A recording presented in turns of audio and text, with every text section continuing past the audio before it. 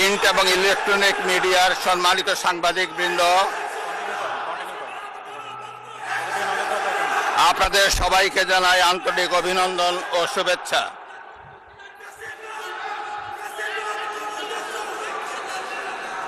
জনাব স্পিকার,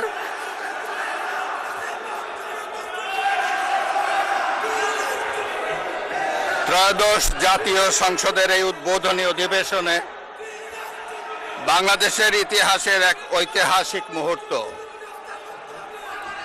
হাজারো শহীদের রক্তের সিঁড়ি বেয়ে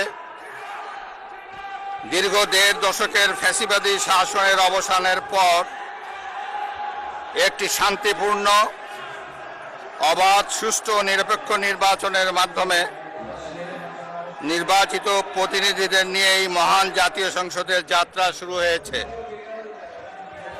ত্রয়োদশ জাতীয় সংসদ নির্বাচনে অংশগ্রহণকারী সকল রাজনৈতিক দল এবং এই নির্বাচন আয়োজনের সঙ্গে সংশ্লিষ্ট সকলের প্রতি আন্তরিক অভিনন্দন।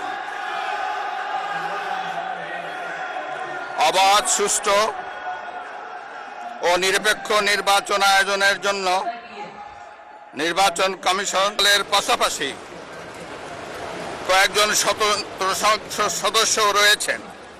একই সাথে স্মরণ করছি বীরাঙ্গনা মা বোনদের এবং আমাদের সকল শহীদদের, যারা বিভিন্ন গণতান্ত্রিক আন্দোলন